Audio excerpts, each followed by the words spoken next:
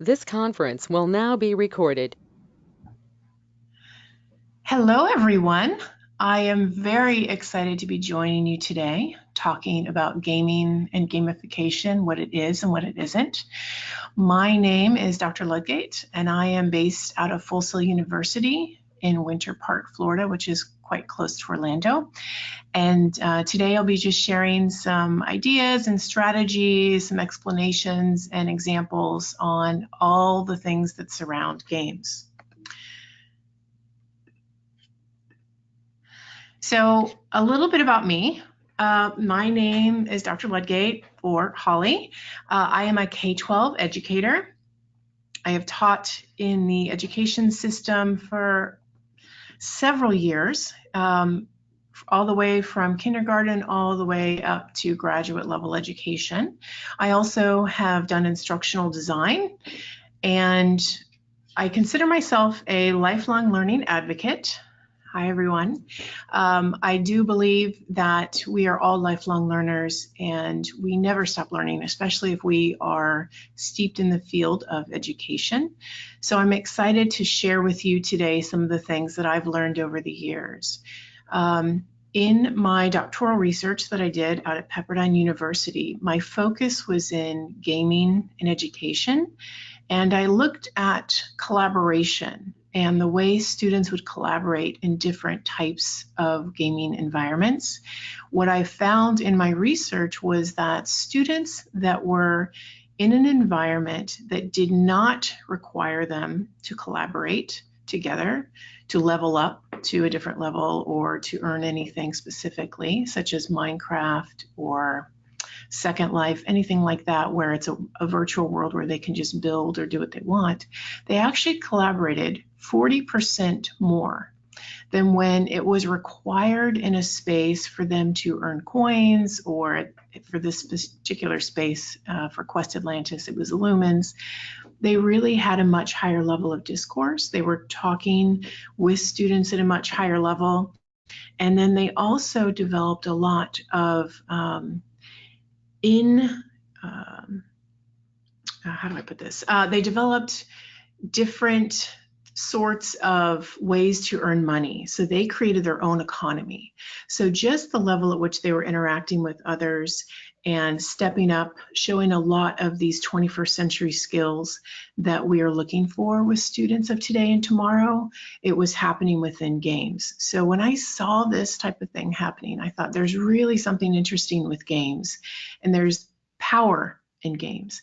And so the more we can utilize it in classrooms and figure out ways to incorporate it without it having to gamify your entire classroom, I think the better. So I'm excited to share some of these ideas and concepts with you today.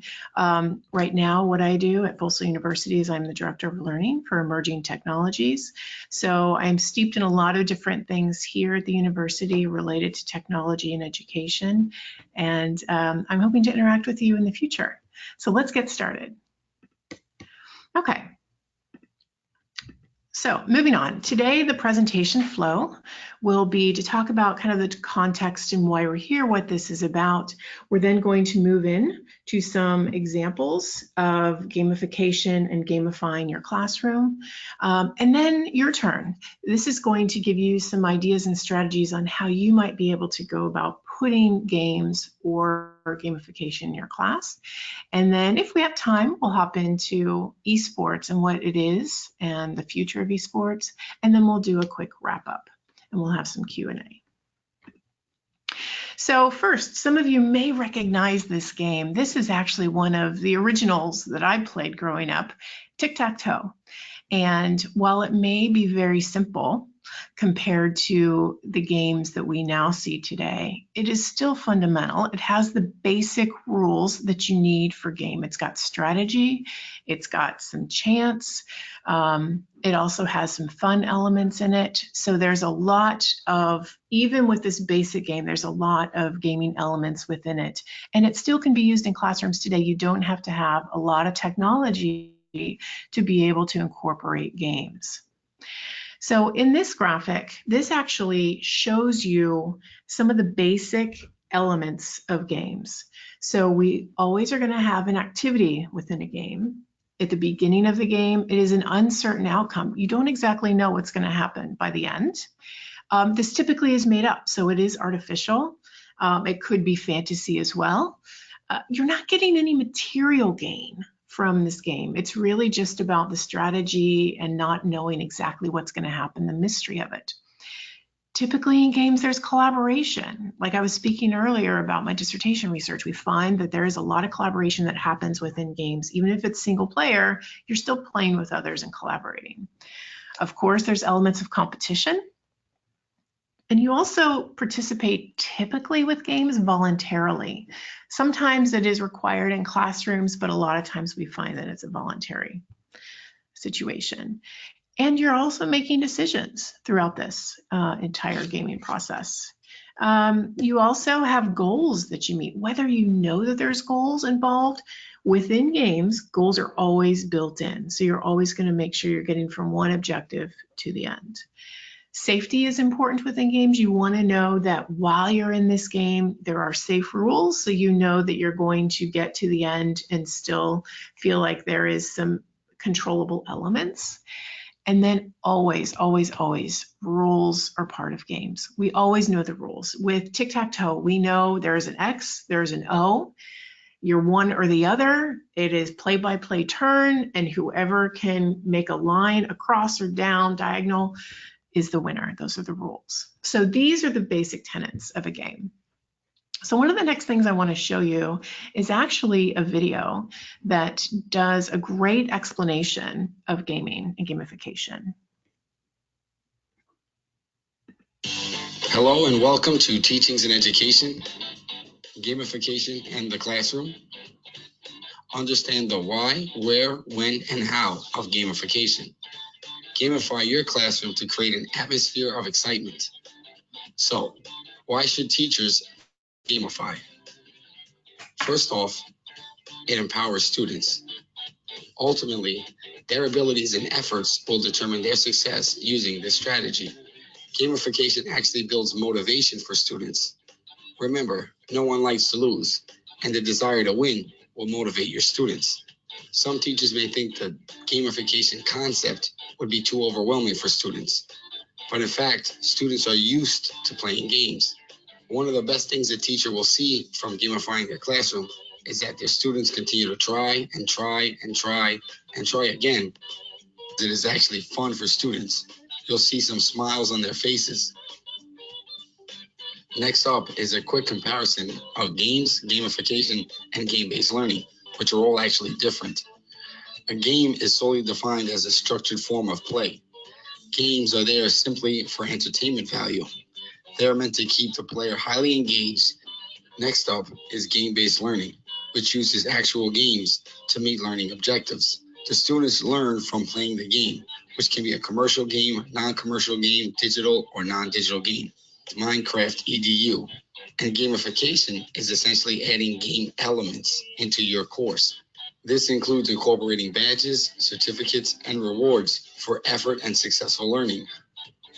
Gamification is the adding of game elements to a lesson or a classroom. These elements are actually motivational tools and engagement factors. The first element is the setting of goals, similar to the completion of stages. This includes side goals, short-term goals, and long-term goals. Badges are another element. Think of how badges are used in the military. The ability to level up. Allow students to level up as they master various standards. Other examples include presenting the students standings, just as you would a high score on a video game. This can be done anonymously. Whenever you gamify a course, it is necessary to provide students with relevant information as to how they are being tracked. Competition is at the heart of gamification. It can really be found in all the elements that I've mentioned. Teamwork is an element of gamification that directly relates to developing soft skills in 21st century workplace practices. And lastly, if you really want to get creative, assign different characters to students. Even consider something as simple as letting your students choose an avatar. To finish up, I'm going to offer successful classroom examples. Now, one of the best examples of how teachers are using gamification is by something called experience points. Experience points then translate into actual grades for students. These points are earned by completing a number of assignments and tasks and things like that. The more points earned, the higher grade the student would receive. Students can engage in scavenger hunts, where students compete to find answers. Teachers could also set up mathematical tournaments similar to March Madness. If you want a great example of gamification, look no further than Khan Academy. The way they hand out badges and earn stars is a prime example. The possibilities and ideas are endless, so feel free to come up with your own ideas to gamify your classroom. Maybe even allow the students to come up with some ideas. Right now, I want to say thank you for your time. Please subscribe to the channel and don't forget to like and share. Hello and welcome to Teachings in Education. Okay, so as we just saw, those were great examples of the difference between games, game-based learning, and gamification. So they are three very separate scenarios, but all relate around to games. So one of the reasons gaming even became this idea to put into the classroom is from Dr. Mihai Csikszentmihalyi. It's a very interesting last name that he had, a little challenging to pronounce, but he created this idea of flow. And essentially when you say you're in a flow state, you're like being in the zone. And so as you see in this diagram, if your skill level is really high and the challenge is really low, you're going to be bored. But if your skill level is low and your challenge is really high, you're going to probably have some anxiety. So the goal is to find games or game strategies that bring students right into the middle. You want to get them right in the flow where they're not bored and they're not challenged too much to where it's frustrating. You want to get them in that zone. And have you ever had the experience where you may be doing something at home or doing something at work or working with the kids and you look down and you say, wow, I was just zoned out. I was so in it, I didn't even realize how much time actually went by. That's the flow, being in flow.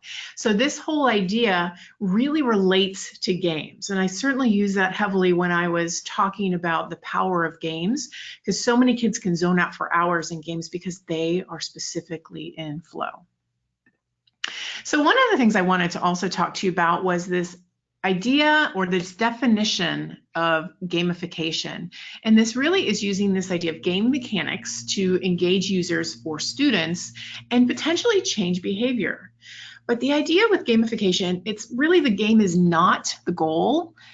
It's really about engaging the users and changing behavior. So gaming is just one strategy to get kids excited about something you're learning. It is not about them sitting down and spending X number of minutes or hours playing a game itself. So some of the basic tenets for gamification, it's not about making everything a game. So I have several teachers that will say to me, I really want to gamify my classroom, but I don't even know where to start because I've got so much curriculum I have to get through throughout the year. I totally get it. It is not about making your entire classroom a game. It's about finding specific elements that you can actually take and put in your classroom without it feeling too overwhelming. This is also not about badges and points and leaderboards. You don't need that throughout your entire classroom. That can be incorporated in certain elements if you want to do badging like we saw with Khan Academy, but it is not specifically about that. And it can't fix a bad product. So if you've got a lesson that really needs work because students are typically not engaging with it, you may need to work on the actual content of the lesson first before you start thinking about how you can add gamification to it. So one of the questions that typically I get asked is, why are games good for learning? And as you can see in this diagram, we have the flow theory over here, some of the laws of learning, exercise, intensity, effect, readiness. These are all the basic laws of learning. engagement, story, audio, visual, you've got over here, mastery. And so students are going through this process of why games are good. While they're doing the games, they're going through all of this. They're engaging in it, they're mastering it, there's rewards tied to it, they're doing play, they've got this sense of flow state. But as you can see, this is representing that games target the entire brain. They are a whole person experience, not just left brain or right brain. They actually bring them both together, which is why gaming and games are so powerful for learning. One book that you may want to check out, and I'm just going to quickly go through this, is The Kids Are All Right. And this book talks about this gamer generation because so many kids now play games, so many students. And there's 7 rules in this book. And so quickly, I'll just say everyone can succeed. So this is where gamers are optimistic. So most of the kids coming in are optimistic, and they believe they can succeed by working hard as long as they are working long enough and hard enough. And you got to play the odds. Students these days and gamers are twice as likely as baby boomers to believe that success is due to luck. Gamers are good at teamwork because they typically are working in groups, and they're learning from each other, not just one person, not just a teacher, not just a coach. And ideas for doing this are teaching by introducing a problem and then kind of stepping out of the way, being that mentor or that guide on the side for them. And then another one, kill the bosses and trust strategy guides. So you want to position yourself as an educator, as someone who's been there and can offer tips to the students. They love strategy guides. So one way to do some gamifying of your classroom is to create strategy guides for maybe an exercise or a project that they're going to work on. And if you can incorporate some of these basic game elements that they're used to seeing outside the classroom, it actually can bring more fun into the classroom and when they're working on it. So also watching the map. So a lot of times students can orient themselves really well when they've got this map in front of them because they're doing that a lot within games. So if you can create some learning plans or maps for them so they know from point A to point B is where you need to get. Here are some of the obstacles, some of the challenges, some of the exciting things that you're going to need to do. They also are going to resonate with that idea. And if they can't see it, they're probably going to ignore it. So in the game, they just run right past it. Same concept with you. So if you are incorporating a strategy guide or a learning plan, make sure that you point out what you want them to see, because if they don't see it, they're probably going to run right past it. And make sure that you're putting the right teams together. So if you're going to be introducing a problem and stepping out of the way, as we spoke about, avoid doing a lot of mixed skilled and unskilled people in the same group. A lot of times when they're grouped with the same skill levels, they're going to be able to accelerate faster and stronger. So I would encourage you to think about being able to cluster them in groups that they feel more comfortable with their skill level. So now I wanted to take you into some examples that I find have wonderful ideas on how to go about doing different types of gamification and games in the classroom. So TEDx is something, or TED is a location that you may visit on the web, or you've heard about TED Talks. So TED has actually an educational site as well. So if you go to TED or ed.ted.com, you can go in here and go to Educators Start Here, and you can see there are a ton of resources for educators. You can create your own lesson, incorporating some of the videos that they have here. You can have students create their talks on their own with classrooms or clubs. And then also, if you wanted to do a TED style talk within your school, you can actually do something like that. But there are so many wonderful areas you can visit here and search by specific subject. So you can scroll down here and find out something that might resonate with your class. But this is a wonderful resource that I certainly recommend. Okay, next, Khan Academy. We mentioned this earlier. Some of you may be familiar. This platform goes through math, science, programming, history, and their main mission at Khan Academy is they want to provide education to everyone around the world. Meaning right now they have got 36 languages that they actually serve within all of their content. And all of this is completely free. So if you want to go in here for teachers, you can sign up for free. You can look at all the different courses they have. As you can see, they have a ton of courses, and a lot of these also have learning outcomes with them.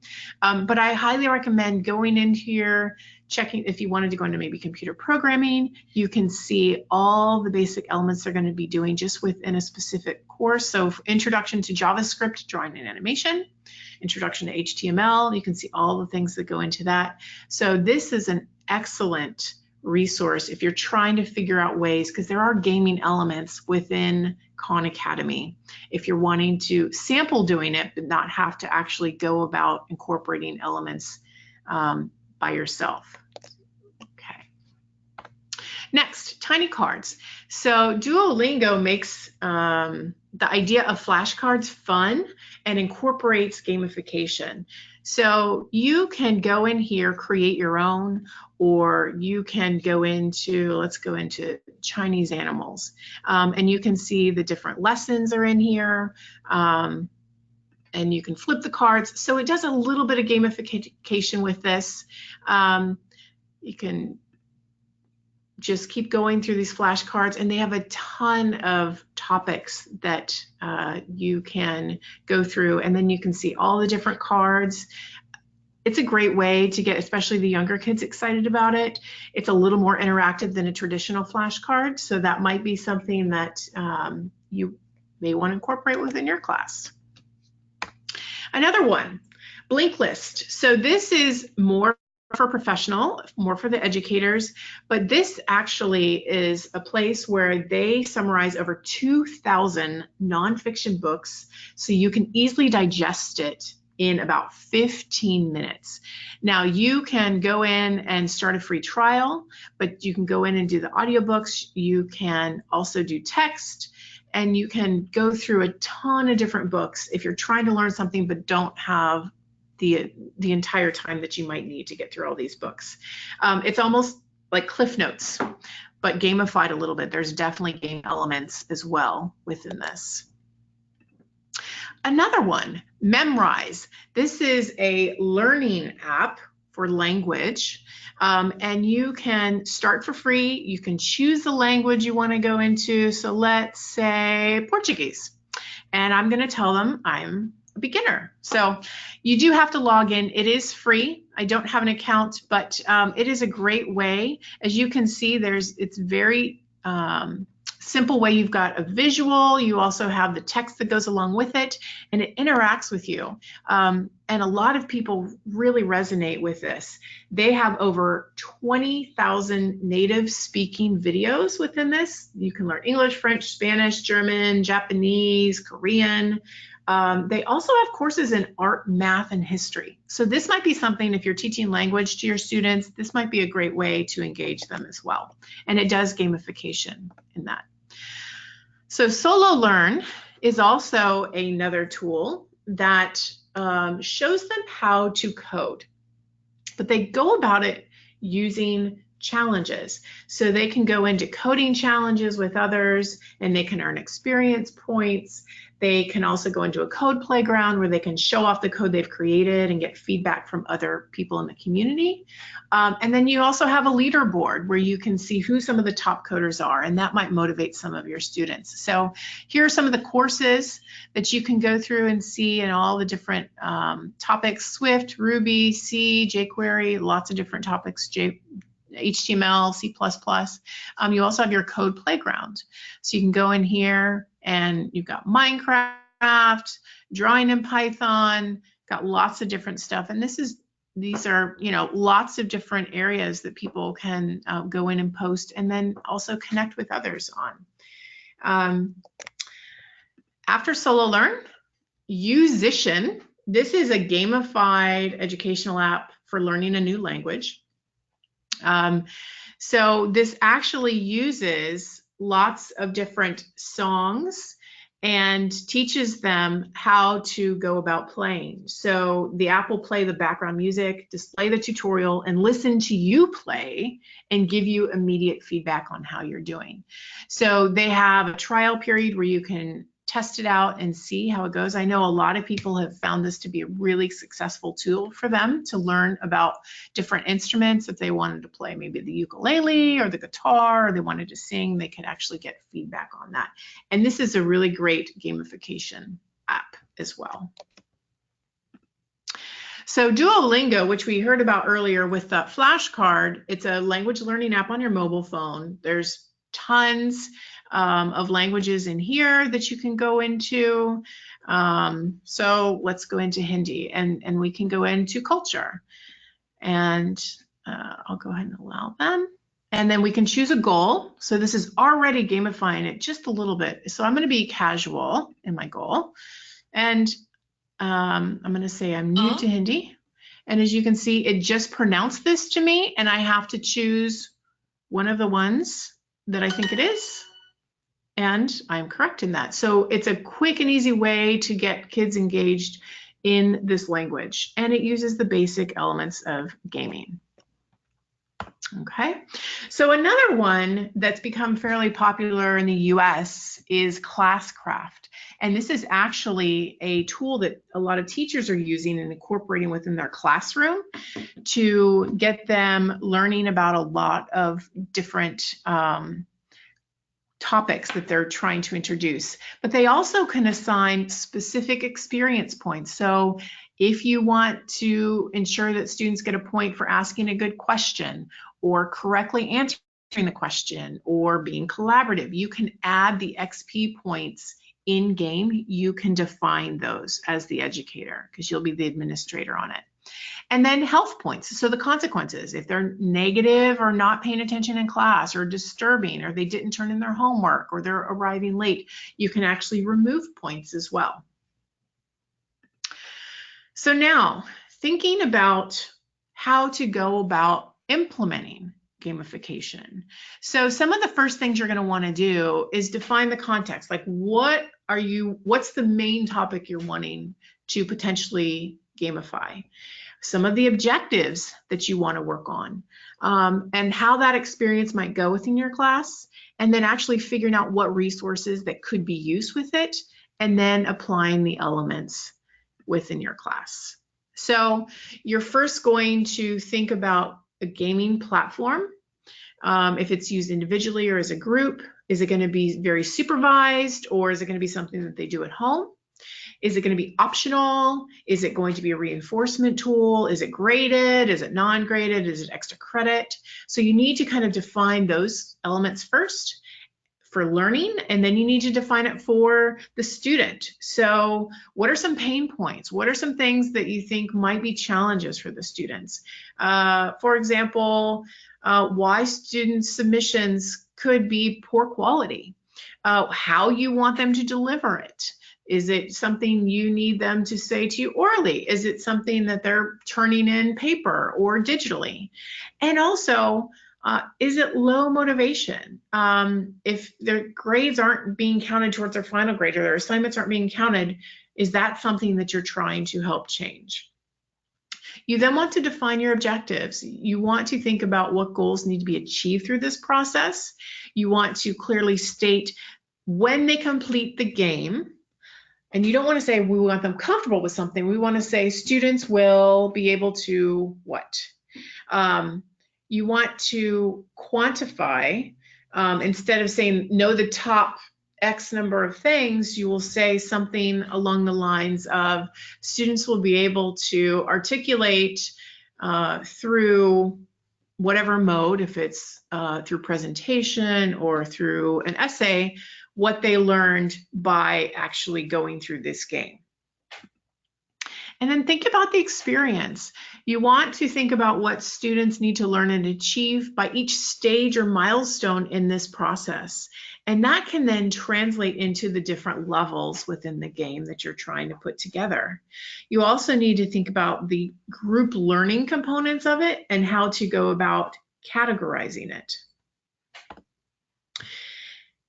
Identifying your resources. This is the part that can take a while. And sometimes I would encourage you to tap into your fellow instructors and or students because they may have some information too. You may want to look at the you being the content expert, you looking at your material and how it's already sequenced, the game building components. If you're wanting to actually create a full out game, you probably will need 3D assets. Measuring student progress, how are you going to track that? What determines once they've reached a level and they've accomplished it? Define the currency. Is it XP points, experience points? Is it time? How are you going to define that? Figuring out the rules of the game. That's something that's very important too, because games always have rules. And figuring out how they're going to get feedback, because students and you are going to need to know how things are working throughout the game. There's also what's called game mechanics, self elements and social elements. So these types of mechanics are things that they may be doing by themselves within the game, and then also within group or collaborative settings. So it could be points, achievement badges, levels, the restrictions. These help students actually compete with themselves and help them get stronger, and also keeps them going because it's achievement that they're seeing. The social elements are more about within groups, and you may have a leaderboard, you may not. That Classcraft is a good example of taking a game and incorporating a lot of these elements within it. This also helps with community and thinking about their achievements within a group setting and teamwork. Okay, so at this point, I probably don't have time to go through esports, but I just want to say this is something that is very powerful, and it is, I would say, one of the top things coming into the world today within games and learning. We are seeing students from all over that are just excited about the idea of esports, and so many schools now are incorporating esports into after-school curriculum or extracurricular activities. They're putting together esports clubs. There's a lot of buzz around esports. And you can figure out ways to bring this into your student body to get them excited about the idea of gaming.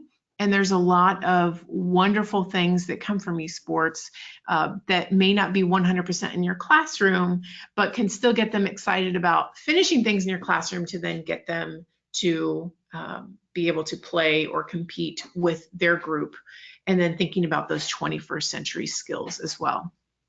So at this point, we have reached our time, but I want to thank you all today for joining me when we jumped in a little bit to learning about gamifying your classroom and game-based learning and gamification. And I hope that you've now found some strategies that you might be able to incorporate within your classroom. And I look forward to maybe chatting with you further about how I might be able to help you do that in the future. Thank you so much.